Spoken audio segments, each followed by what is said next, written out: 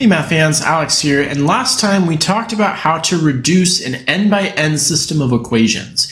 We talked about three main operations that you can do with those equations to not change the solution set. So you could either exchange two equations, you can multiply any equation by a non-zero real number called a scalar, or you can take one equation and replace it by adding it to another equation, or you could add it to a scalar multiple of that equation.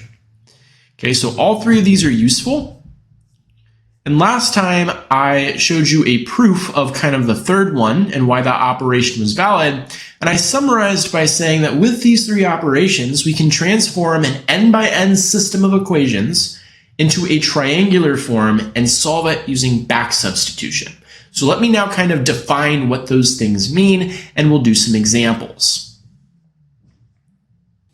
Okay, so we say that a system is in triangular form if the kth equation has the first k minus 1 coefficients equal to 0, but the kth coefficient is non-zero. Okay, so just to give you kind of a pictorial representation, so if I have like a system of equations like maybe this,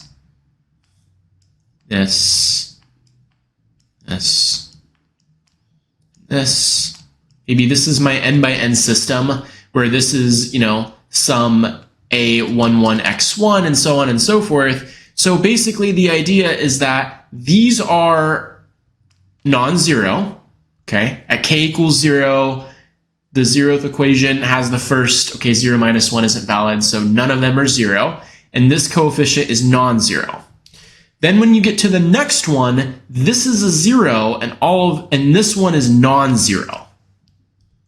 Okay, so this is non-zero and this is non-zero. Okay, and then both of these are 0 and this is non-zero. And then these three are zeros and this one is non-zero. Okay, so it kind of looks like a little triangle basically. All right, so we are to solve the following 3x3 system of equations. And what you'll notice is that we want to put this in triangular form because then it's going to be really easy to solve using that back substitution thing that I mentioned. So the first thing to comment is that these are all okay. Okay, it's fine that, as long as the first term is non-zero, then we're good to move on.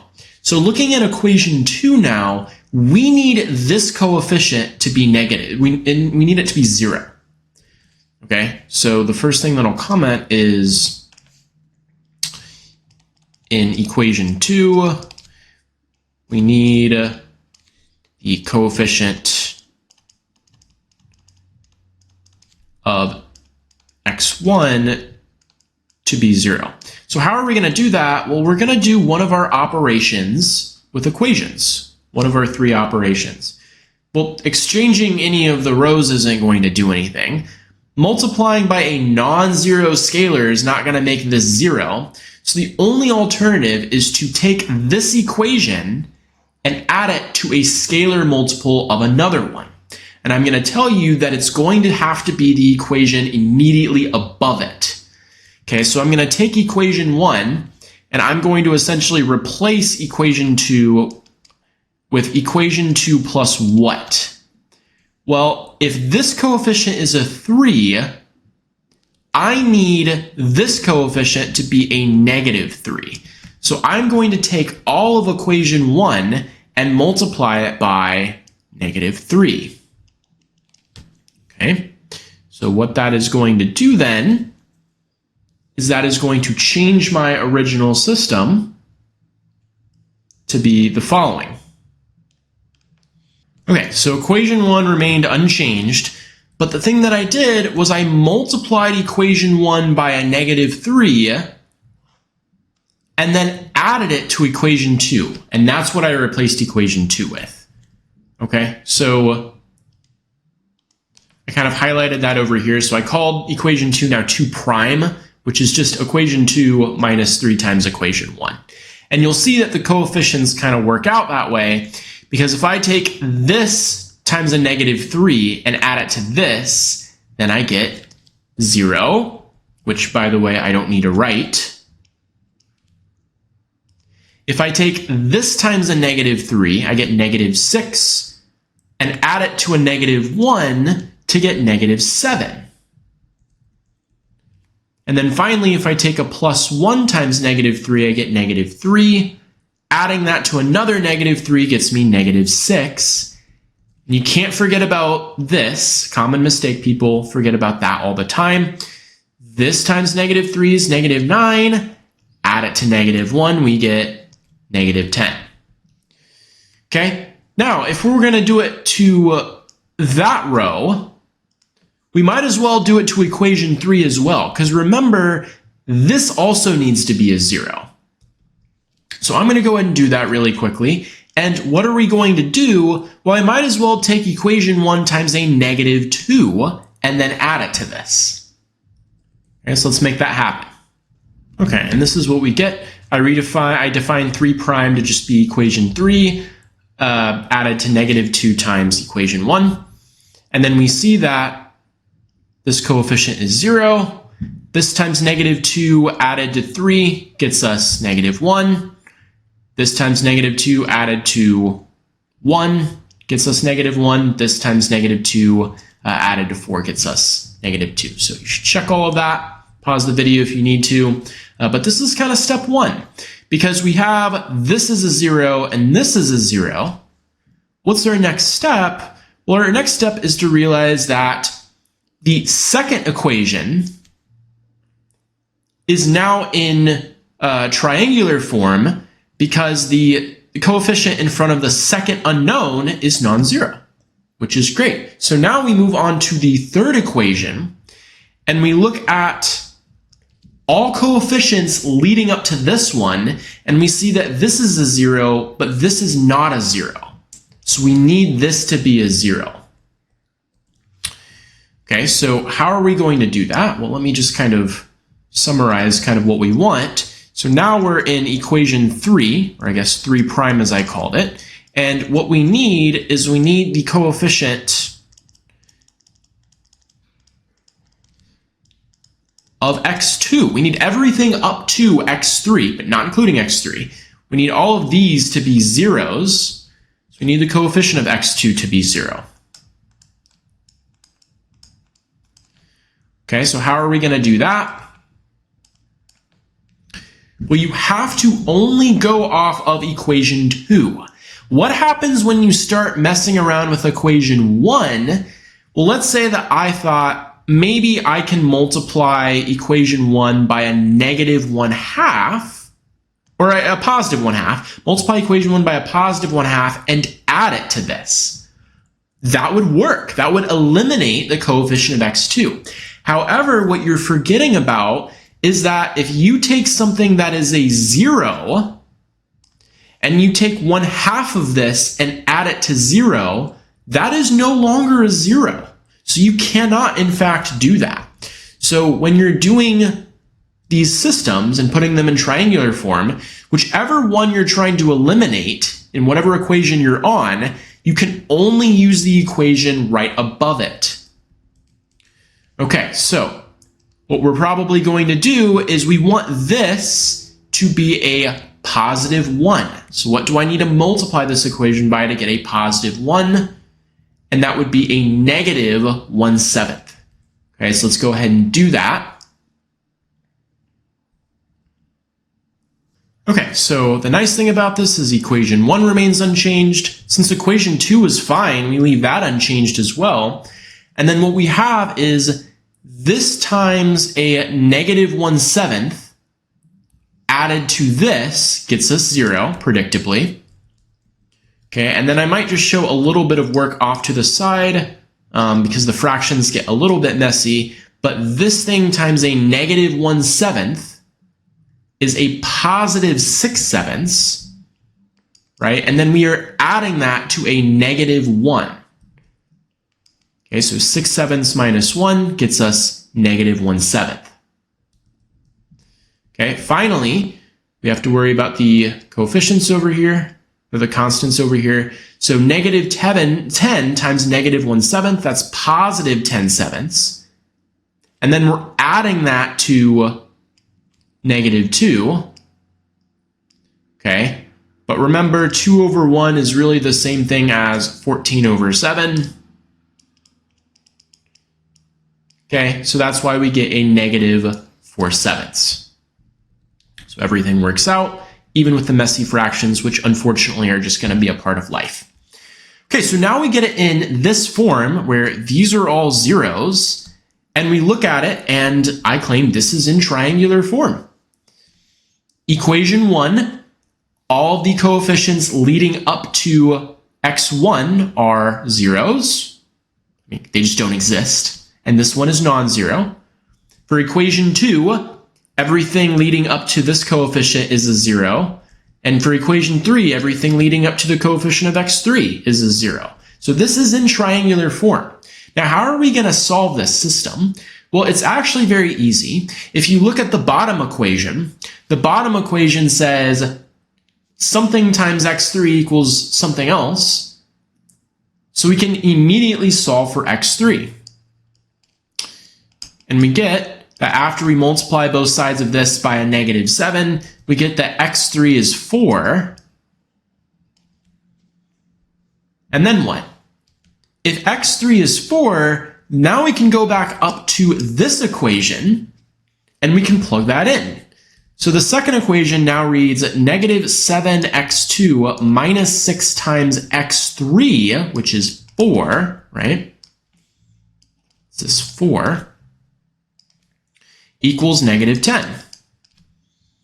And from there you can solve the system pretty easily, right? And you get that x2 is negative 2.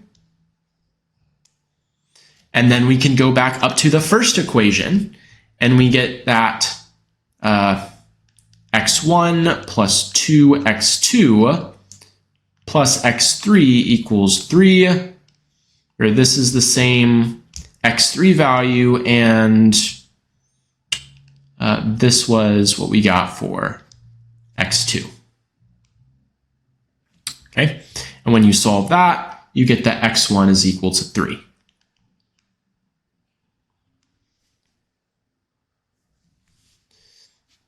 Okay, so starting with the last equation and plugging in the values to solve each equation above. That is what I mean by back substitution.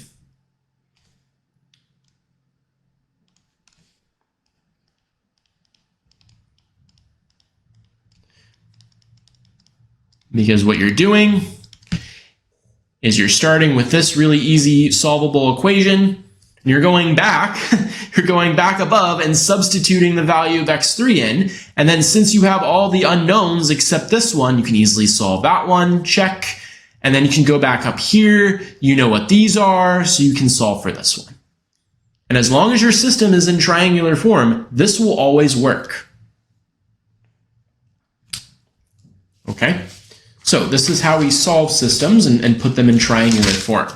But now let me kind of show you a different way of thinking about the same thing, because as you're kind of noticing, there's a lot of redundancy here. What I mean by that is we wrote x1, x2, and x3 a lot of times when we really didn't need to. So one way that we can think about this is we're going to take the original system. We're going to take this system right here, and I'm going to kind of rewrite it in a bit of a simpler way, okay? So I'm going to take this system, and I'm going to write it, can be written as follows. Okay, so I wrote it down as a collection of the coefficients, which is all we really care about anyway. We don't need x1, x2, and x3. And in the end, when we put it in triangular form, and I'm going to actually walk through this example again, when we put it in triangular form, we're just going to get the zeros directly, and the only non-zero elements are going to be these whenever we're done with it, and we can still use back substitution. Okay, so anytime that, and this is called a matrix, it's just a bunch of numbers kind of grouped together like this. We're going to see that matrices are very powerful in linear algebra because they have a whole bunch of nice properties, but for now it's just a collection of numbers that are organized in an aesthetically pleasing way. But if you have a matrix that looks like, some sort of square matrix like this, or I guess it could be any matrix, and then you add on something like this, you're augmenting it. The word augment means kind of to add on, okay? So we can no longer talk about like operations on the equations. What we have in a matrix are rows and columns. Okay, so these are the rows, okay, and they represent equations. So I'm going to go back up, and where it says equation operations, I'm going to just copy down the 3 that we know and love, but replace the word equation with the word row. And it's going to look a little something like this. Okay, so all I did was I replaced the word equation with row, and then we have row operations. You can exchange 2 rows, multiply a row by a non-zero scalar, or replace a row by adding it to a scalar multiple of another. We're now going to use these row operations to solve the exact same problem, but I'm going to introduce a couple of new terms. Okay, so let's go ahead and do that. Okay, so how are we going to solve this system? Okay, well, remember, these are fine, okay, because this is equation 1 or row 1. And in row 1, we want this to be non-zero. The first element in the first row, this is called the pivot. Really, the kth number in the kth row is going to be your pivot, but that's going to be the pivot, and then this first row is our pivotal row. Because what we're going to do is we're going to use our pivot in order to make both of these numbers 0. Okay, so we want both of these, we want these to be 0. Okay, so again, what we're going to have is we're going to have to multiply this row by -3 and add it to this one. And we're going to multiply this by -2 and add it to this bottom one. And it's going to look a little something like this. So you can check that this is the exact same as the next step in the system of equations above. But now, when we're on the second equation right here, this is our pivotal row. And now this number right here, it is non-zero, which is good. And this is going to be our new pivot. Okay, and now what we want is we want this number to be 0.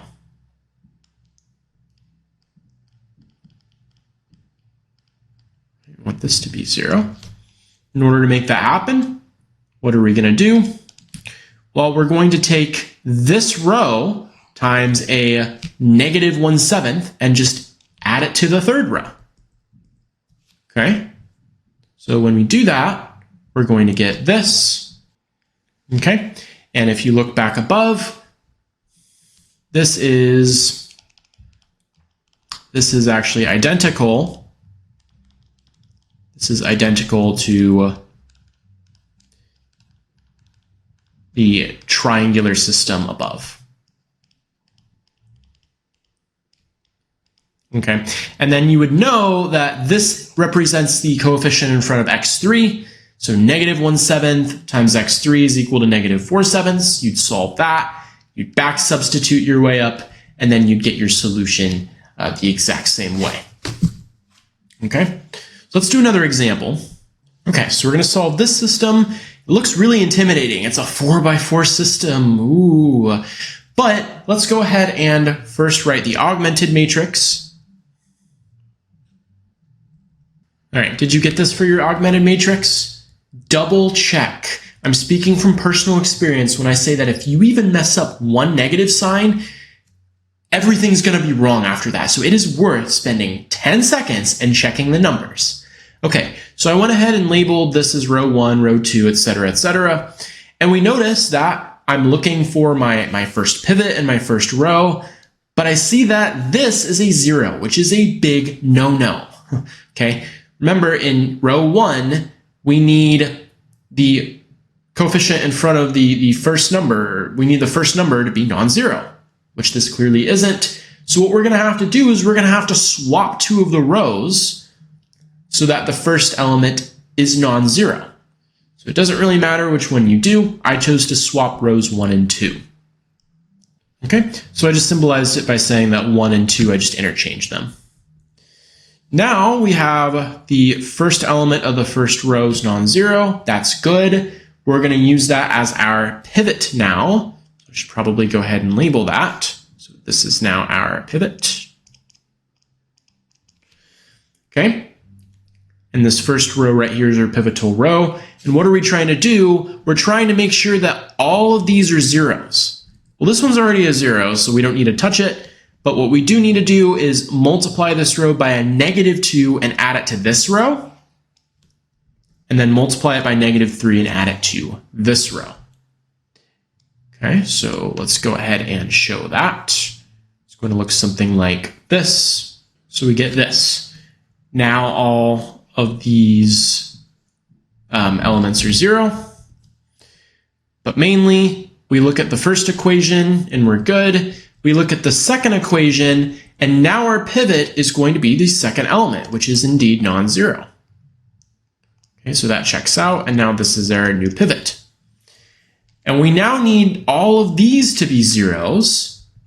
Okay, so we're going to multiply by a +2 and add to this row, and multiply by a -2 and add it to this row. Okay, so when we do that, it's going to look like this. Okay, so I used this pivot in order to make this 0. So these numbers changed and made this 0. So then all these numbers changed. Now we're starting to look pretty good. Starting to look more and more like a triangle. Now what would our next pivot be? Well, now the second row is all good. We move on to the third row, and the third number is non-zero. Everything else is a 0, so we're good. We can use this as our pivot, and all we have to do is multiply this row by -1 and add it to row 4, and we get this. Okay, and now this matrix is in triangular form, right? Each row has all the numbers leading up to that row number as 0. Okay, so row 3, for instance, all numbers up to the third element are zeros, and the third element is non-zero. Okay, so it looks good. Another way of thinking about triangular form is that everything below this diagonal is a 0. Okay, so now that we have this, what are we going to do now? Well, we might want to re-represent this as a system of equations. So it's going to look something like this. Okay, so all I did was I replaced this matrix with a system of 4 equations and 4 unknowns, but now we have a lot of zeros, and especially looking at this last equation right here, it's almost immediate what x4 is. So we have that if -x4 is -2, then x4 has to be a +2, and then you do back substitution. Okay, and I might do one other. Okay, so the next equation would read -3x3 minus 2x4 equals -13. This is a -4, so we can add it to both sides, and we get -3x3 is equal to -9. So then x3 must be +3. Okay, and similarly, you're going to get x2 to be -1 and x1 to be 2. So you should pause the video and just do that as a quick little exercise. So the answer to our problem is that the solution set x1, x2, x3, x4. Just have to be careful which one's x1. Well, it's the last one that you solved for. So it's going to be 2, -1, 3, and 2. It's actually a lot faster, maybe not at first, but the more that you do this, it's going to get a lot faster when you use row operations instead of equation operations.